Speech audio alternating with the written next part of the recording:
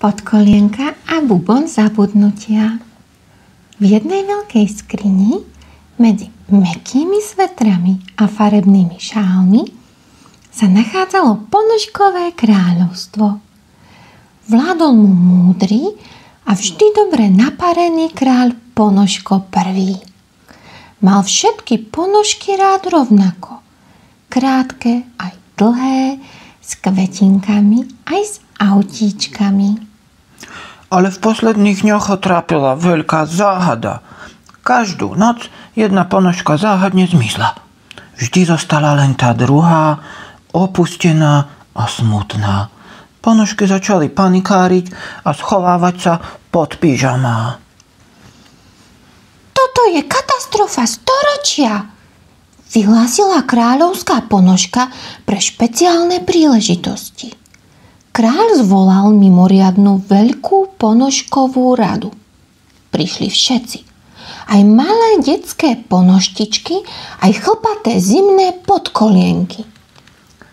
Keď už to vyzeralo, že nikto nemá riešenie, z radu vykročila odvážna, vysoká a trochu strakatá hrdinka Podkolienka. Bola známa tým, že ju práčka nikdy nerozhodila a že vedela perfektne držať pár aj v odstreďovaní. Podkolienka sa postavila rovno pred kráľa a povedala: Vaša ponožkovosť, ja sa vydám na výpravu. Zistím, kam miznú naše sestry a bratia a privediem ich späť. Všetky ponožky začali tlieskať. Teda, ak by mali ruky. Kráľ jej odovzdal čarovnú gumičku odvahy a mapu starej práčky, kde kedysi ponožky bojovali s bielidlom. Podkolienka si zbalila ruksák, do ktorého sa zmestili len 2 špendlíky a gombík, rozlúčila sa a vykročila do ponožkovej divočiny. Prvú noc prespala pod mäkkou flanelovou košeľou. Ráno vstala, natiahla sa až po kolená a vykročila do rukávového lesa. Tam stromy šušťali, ale nie listami, rukávmi. Podkolienku sa pokúsil chytiť zvedavý rukáv zo svetra XXL. Našťastie vytiahla čarovnú gumičku, zakrútila ju ako laso a vyslobodila sa. Rukav sa zamotal sám do seba a ostal tam až do ďalšieho žehlenia. Za lesom ležala tmavá a zaprášená zásuvka ponožkožrúta. Bola to stará komoda, kde žil, no áno, ponožkožrút. Bol to veľký chlpatý chumáč prachu s okuliármi z gombíkov. Ponožky zbieral do svojej zbierky zaujímavých vlákien. Podkolienka sa nezľakla. Zakričala: Pustíš ich, alebo ti rozmotám prachové uši. A keďže ponožkožrút nemal rád poriadok, roztriasol sa, kýchol a z nosa mu vyleteli 4 zabudnuté ponožky. Podkolienka ich zachytila a pokračovala ďalej. Nakoniec prišla k tajomnému miestu, veľkému bubnu zabudnutia.